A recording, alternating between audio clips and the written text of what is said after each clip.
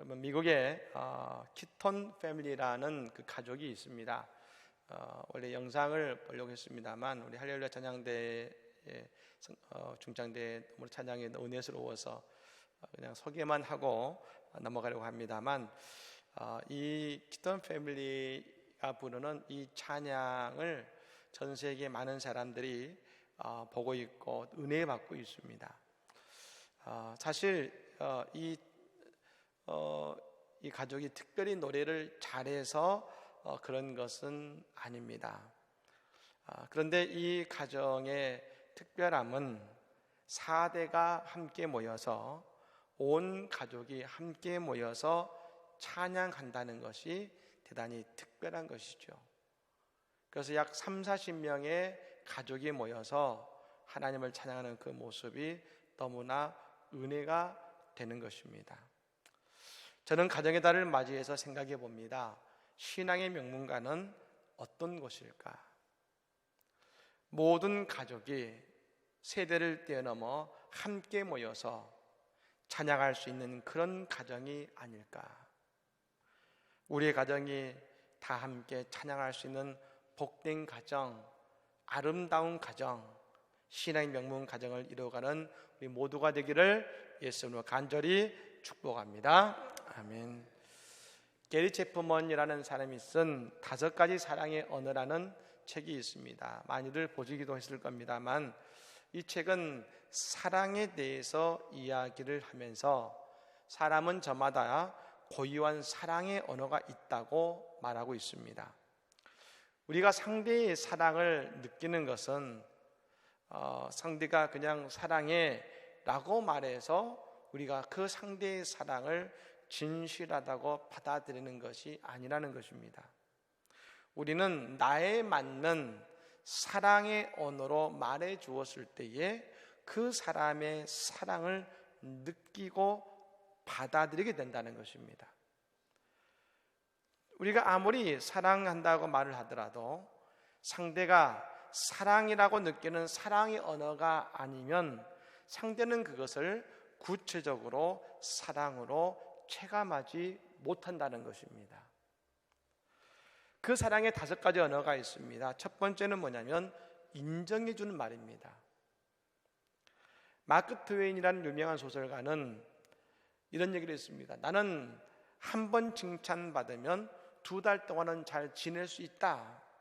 이 마크 트웨인은 1년에 6번 칭찬하면 문제없이 1년을 살 수 있다는 것 아니겠습니까? 즉 사랑을 감정적으로 표현하는 하나의 방법은 뭐냐면 말로써 그 사람을 세워줄 때, 그때 내가 사랑받고 있구나라는 것을 느낀다는 것입니다.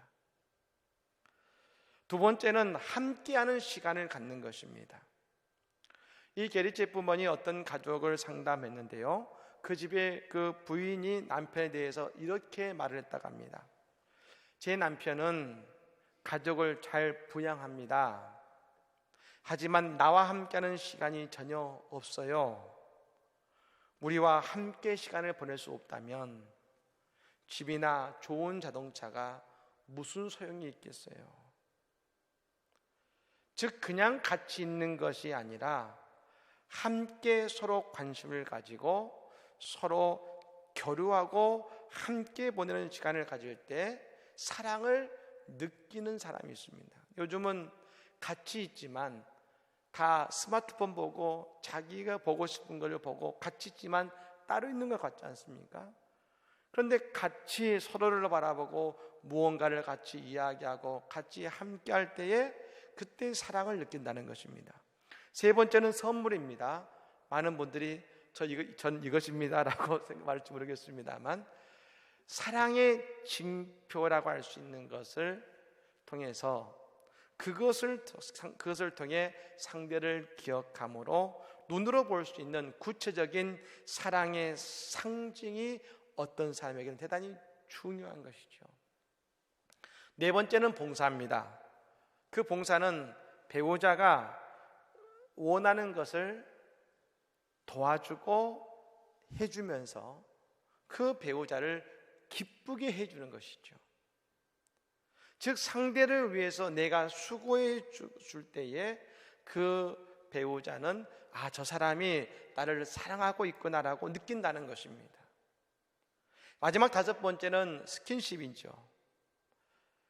여러분, 어린 아이들은 그 아이들이 정서적으로 잘 성장할 수 있는 중요한 한 가지 조건이 뭐냐면 그 아이들을 안아주고 쓰다듬어 주는 것입니다.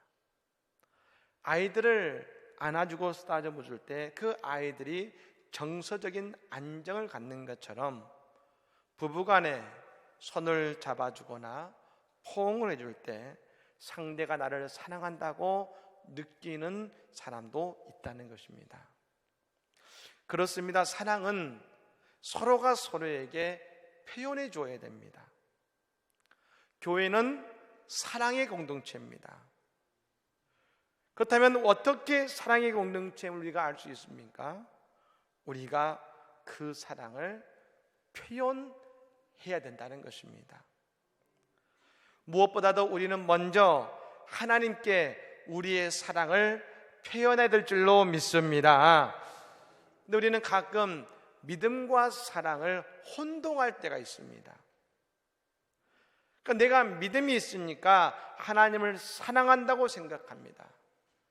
여러분, 믿음은 하나님께서 내게 믿음의 마음을 주시지만 나의 결단이 중요한 것이죠.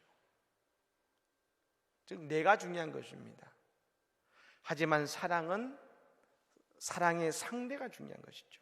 즉 하나님이 중심이 된다는 것입니다. 즉 우리가 하나님을 사랑한다는 것은 하나님의 관심, 하나님의 마음을 우리가 이해할 때에 우리는 진정 하나님을 사랑할 수가 있는 것입니다. 그것은 세상을 향해서도 마찬가지입니다. 우리는 늘 세상을 향해서 사랑한다고 말하고 있고 우리의 나름의 노력도 하고 있지 않습니까? 많은 교회들이 그렇습니다. 하지만 세상은 점점 교회에 대해서 안 좋은 이미지가 더 커져가고 있는 것 같습니다. 왜 그럴까요? 우리는 사랑을 표현하고 있는 것 같은데, 우리는 사랑한다고 말하고 있지만 세상이 느끼고 세상이 원하는 사랑의 언어로 우리가 말해주고 있지 못하기 때문인 것입니다. 그러니 세상이 우리의 사랑을 받아주지 못하는 것 아니겠습니까? 그래서 여러분, 어찌 보면 사랑은 가장 어려운 것이고 우리가 신앙의 어려움을 겪는 이유도 바로 이 사랑에서 어려움을 겪기 때문이라고 우리는 생각할 수가 있는 것입니다. 부활의 예수님께서 저 디베라 바닷가에서 고기를 잡는 제자들 앞에 나타나셨습니다. 그 제자들에게 153의 축복과 아침을 차려주신 이후에 오늘 베드로와 함께 대화를 나누시는데, 여러분 그 자리에는 베드로 이외에 다른 6명의 제자들이 함께 그 자리에 있었을 것입니다. 분명히 베드로는 예수님의 수제자로서 늘 최선을 다했습니다. 말씀도 예수님 앞에서 열심히 들었고, 복음서에 보면 음식 먹을 겨를도 없이 열심히 주님을 위해서 일하기도 했습니다. 예수님 말씀대로 배를 타고 그 강을 건너다가 폭풍우에 휘말려 고통을 당했었고, 또 예수님 무리를 걸어오시자 베드로는 예수님처럼 무리를 걷기도 했던 사람이었습니다. 하지만 결국 베드로는 십자가 앞에서 도망자가 되었습니다. 그렇다면 도대체 베드로는 무엇이 부족했을까요? 우리는 베드로의 끈기가 부족했거나 그에게 능력이 부족하거나 용기가 없어서라고 생각합니다. 맞습니다. 하지만 예수님은 왜 베드로가 예수님을 부인할 수밖에 없었는가를, 그 이유를 질문을 통하여 베드로에게, 오늘 우리에게 말씀하시는 것이죠. 예수님 말씀하십니다. 요한의 아들 시몬아, 내가 이 사람들보다 나를 더 사랑하느냐?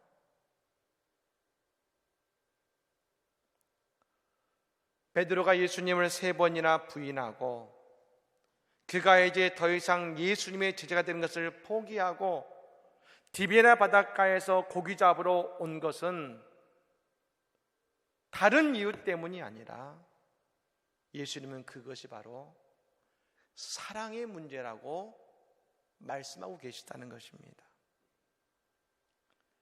사랑이 부족해서, 예수님의 사랑을 온전히 깨닫지 못해서, 예수님의 십자가 사랑을 받고 있지만 그 예수님을 그렇게 뜨겁게 사랑하지 못했기 때문에 베드로도 그 제자들도 그들은 그런 결과를 가져왔다는 것입니다. 사랑이 문제라는 것입니다. 우리는 대체로 이런 경우를 접할 때 이렇게 말합니다. 믿음이 부족해서요. 물론 그것도 맞습니다. 믿음도 필요합니다. 하지만 예수님은 이미 베드로와 모든 제자들에게, 아니 오늘 우리에게도 수많은 표적과 기사와 이적을 보여주셨습니다. 말씀을 해주셨습니다. 은혜를 받게 하셨습니다. 그러니 믿기에 충분합니다. 그들이 예수님을 하나님의 아들이라고 믿기에 충분합니다. 우리도 그렇습니다. 그러나 절망과 고통의 상황 속에서 우리가 예수의 손을 붙들 수 있는 것은 예수님을 사랑해야 한다는 것입니다. 왜요? 예수님께서는 우리에게 자신의 모든 것을 내어주신 십자가의 사랑을 주셨기 때문입니다. 우리가 그 사랑을 받은 자로서 주님을 사랑할 때에 끝까지 주님의 손을 붙들 수가 있는 것입니다. 오늘 우리도 마찬가지일 겁니다. 우리가 오늘 예수님의 사랑을 느끼고 있는가? 그리고 성도의 사랑을 느끼면서 우리가 신앙생활을 하고 있는가? 아니, 오늘 나는 정말 뜨겁게 예수님을 사랑하고 있는가? 사랑은 과거를 말하는 것이 아닙니다. 전에 아마 그런 말씀을 드린 적이 있을 겁니다. 사랑한다의 반대말은 사랑했었답니다. 사랑은 늘 현재 진행해야 됩니다. 나도 예전에 열심히 믿었어 라고 이 말은 신앙생활을 하는 우리에게 가장 안타까운 이야기인 것입니다. 지금도 우리는 뜨겁게 하나님을 사랑하고 예수님을 뜨겁게 믿어야 되는 것입니다. 나는 지금도 예수님을 사랑해 라고 말할 수 있어야 된다는 것입니다. 오늘 예수님께서 제자들에게 보여주신 모습은 다른 것이 아닙니다. 지금도 그 제자들을 십자가 이전이나 십자가 이후나 동일하게 사랑하시는 예수님의 사랑을 보여주신 것입니다. 예, 오늘 우리 주님께서 우리를 이곳에 부르신 것은 코로나 사태 이전이나 코로나 이후나 주님은 동일하게 우리를 사랑하시기 때문에 우리를 이곳에 부르신 줄로 믿습니다. 우리를 사랑하신다는 것입니다. 그러므로 여러분, 오늘 우리는 이 말씀을 통해서 내가 얼마나 예수님의 사랑을 느끼고 있는지, 주님이 얼마나 우리를 사랑하시는지, 우리는 어떻게 주님을 사랑해야 되는지 우리는 알 수가 있는 것입니다. 무엇보다 먼저 예수님께서는 지금 제자들에게 가장 필요한 것을 주심으로 그 사랑을 보이고 계시다는 것입니다. 제자들이 밤새 물고기를 잡으려고 했습니다. 그러나 한 마리의 물고기도 잡지 못했습니다. 그때 예수님께서는 제자들에게 말씀하셨습니다. 배 오른편으로 그물을 내려서 그물을 내려라.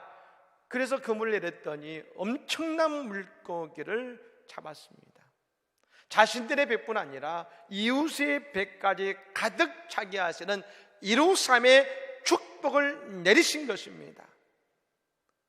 여러분, 그러므로 우리 주님이 우리에게 주시는 사랑이 뭡니까? 먼저 이 아침에 우리에게 간절히 필요한 것, 간절히 원하는 것을 우리 주님은 오늘 이 아침에 우리에게 채워주실 줄로 믿습니다. 뿐만 아니라 예수님 어떻게 하셨습니까? 밤새 고기 잡느라 얼마나 배가 고팠겠습니까? 그들에게 가장 지금 필요한 것은 그들의 배고픔을 해결하는 것이죠. 그래서 아침을 준비하셔서 먹게 하신 주님의 사랑의 손길인 것입니다. 여러분, 지난 한 주 동안 얼마나 영적으로 배고프셨습니까? 오늘 주님은 우리의 영적인 갈증과 배고픔을 주님이 채워주실 줄로 믿습니다. 예수님의 사랑은 늘 그러셨습니다. 병든 자가 예수님 앞에 나오면 그 병을 고쳐주셨습니다. 영적으로 갈급한 사람들에게는 천국 복음으로 그들의 가란 영혼을 채워주셨습니다. 예수님은 늘 우리에게 필요한 것을 주셨습니다. 바울 사도가 특히 이것을 누구보다 잘 경험한 사람이었습니다. 바울 사도는 선교사로서 3번이나 세계를 돌면서 복음을 전했던 사람입니다. 여러분, 지금처럼 여행 조건이 좋은 것도 아닙니다. 바울 사도가 돈이 많은 사람도 아닙니다. 그런 그가 3번 세계를 선교 여행을 하면서 깨달은 중요한 사실이 있습니다. 빌립보서 4장 19절의 말씀이죠. 나의 하나님이 그리스도 예수 안에서 영광 가운데 그 풍성한 대로 너희 모든 쓸 것을 채우시리라. 그가 선교를 통해 깨달은 것은 무엇이냐? 주님은 필요할 때마다 채우시더라는 것입니다. 근데 여러분, 이 사랑의 모습은 바로 우리 어머니의 모습과 같지 않습니까? 어머니는 늘 자녀를 관찰합니다. 그리고 자녀들에게 무엇이 필요한 것인가를 알고 그것을 늘 채워줍니다. 제가 집사람과 더불어서 어디 마트를 가거나 아니면 어디 옷가게를 가면 집사람이 말합니다. 지금 첫째는 지금 이 옷이 필요해요. 저는 모르는데 둘째는 이게 필요해요. 왜요? 왜 그걸 알 수 있습니까? 자녀들을 유심히 관찰하고 바라보니까요. 그리고 자녀들에게 필요한 것을 우리 어머니는 늘 채워주십니다. 늘 보면 내가 무엇이 필요하고 무엇을 원하는지를 아십니다. 왜요? 늘 나를 바라보시고 늘 내게 좋은 것을 주고자 하시니까요. 여러분, 그 어머니의 마음이 우리 예수님의 마음 아니겠습니까? 사랑하는 여러분, 오늘 예수님께서는 우리에게 필요한 것을 채워주심으로 오늘 우리에게 그 사랑을 보여주고 계심을 믿으시기를 바랍니다. 두 번째로, 예수님의 사랑은 늘 또 한 번의 기회를 주시는 사랑이신 것입니다. 오늘 예수님께서 제자들을 찾아오셨습니다. 왜요? 다시 한번 기회를 주고자 하시는 것이죠. 다시 한번 그들을 제자로 부르고자 하시는 것입니다. 그래서 예수님께서 베드로를 부르십니다. 요한의 아들 시몬아, 요한의 아들 시몬아. 분명 예수님께서는 이 시몬에게 베드로, 페트로스, 반석이라는 이름을 주셨습니다.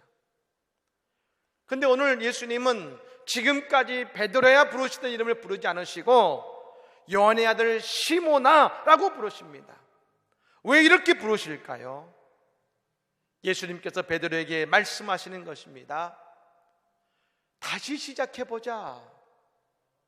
다시 시작해보자.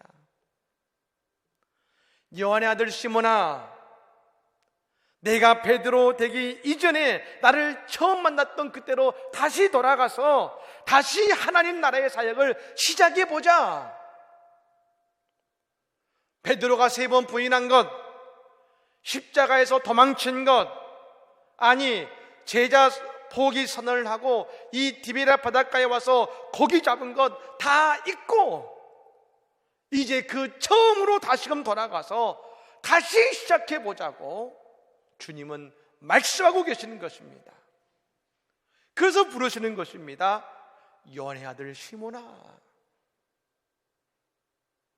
오늘 우리에게도 부르십니다. 요한의 아들 시몬아.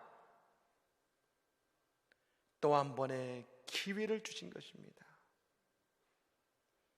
그렇습니다. 예수님께서 우리에게 주시는 가장 값진 사랑은 다시 한 번 더의 사랑인 것입니다.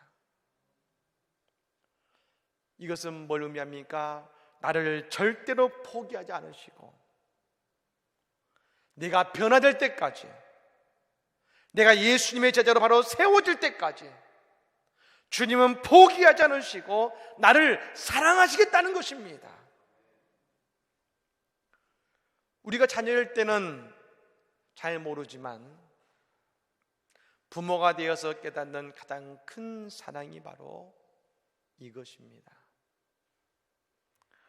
우리가 어릴 때 생각해 보면 부모님께 거짓말을 하거나 부모님을 속일 때가 있습니다. 그때 우리는 생각합니다.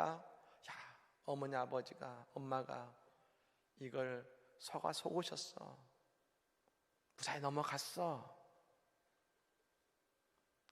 또 우리는 늘 약속한 것을 어깁니다. 잘못할 때가 더 많습니다.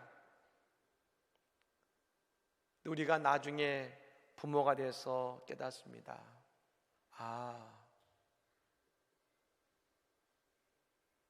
아셨구나. 알고 계셨구나. 그러나 다시 한 번 더 내게 기회를 주셨구나.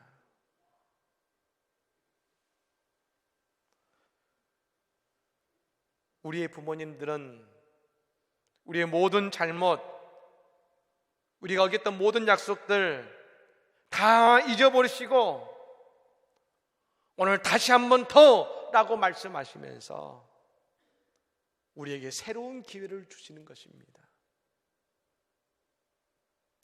그러면서 말씀하시죠. 할 수 있어. 너 잘 될 거야.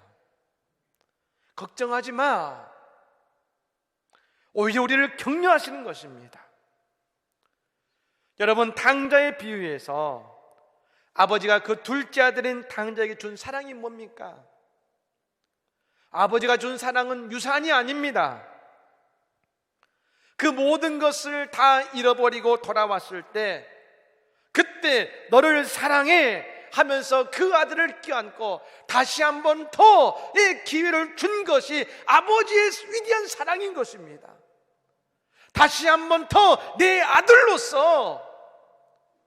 내 아들로서 말씀하신 것이, 그것이 아버지의 위대한 사랑 아니겠습니까? 사랑하는 여러분, 우리는 또 죄를 짓고 또 하나님께 범죄했습니까? 우리가 하나님의 사랑을 알지 못하고 있습니까? 그럼에도 불구하고 하나님 우리를 이 자리에 부르신 것은 우리에게 말씀하시는 것입니다. 다시 한 번 더 너의 과거의 잘못, 너의 과거의 잘못된 것들 다 잊을 테니까 다시 한 번 더 라고 말씀하시는 것이 하나님의 사랑이신 것입니다. 여러분, 오늘 우리를 향해서 여호와의 아들 시몬아 라고 불러주시며 우리에게 또 한 번의 사랑을 주시는 그 하나님의 사랑을 우리 모두 다 경험하기를 간절히 축복합니다. 마지막으로 우리 주님의 사랑은 믿고 사명을 맡기시는 것입니다. 예수님 베드로에게 물으셨습니다. 네가 나를 사랑하느냐? 주님, 그러합나이다. 내가 주님을 사랑하는 줄 주님께서 아시나이다. 예수님 말씀하셨습니다. 내 어린 양을 먹이라. 우리가 예수님을 사랑한다고 말합니다. 근데 사랑은 동사입니다. 표현해야 됩니다. 예수님께서 우리에게 주신 가장 큰 사랑의 표현이 무엇인가? 주님이 가장 사랑하시는 주님의 양을 베드로에게 맡기신 것입니다. 내 양을 먹이고 내 양을 치라. 여러분, 베드로가 영적으로 믿음으로 준비됐을 때 자신의 양을 맡기신 것이 아닙니다. 우리는 어떤 사역을 감당할 때에 내게 어떤 능력이 있는가를 먼저 봅니다. 하지만 예수님은 언제 맡기셨습니까? 내가 주님을 사랑한다고 고백할 때 주님은 주님의 소중한 일을 맡기셨습니다. 즉 주님이 가장 귀하게 여기시는 것, 그것이 바로 하나님의 교회 아니겠습니까? 그래서 우리는 예수님께서 핏값으로 사신 주님의 교회를 사랑해야 되는 것입니다. 또한 우리 주님께서 내 양을 먹이라 하신 것은, 내 양을 치라 하신 것은 우리 안에 있는 양만을 말한 것이 아닙니다. 잃어버린 한 마리의 양도, 그 주님의 양도 찾으라고 말씀하시는 것이 주님의 말씀이요 사명인 것입니다.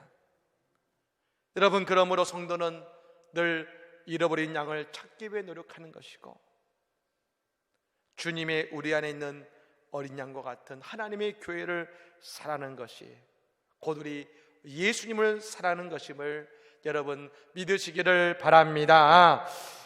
그러면 하나님의 교회는, 하나님의 교회된 우리는 예수님께서 우리를 사랑하신 것 같이 우리도 주님을 사랑한다고 고백해야 되는 것입니다.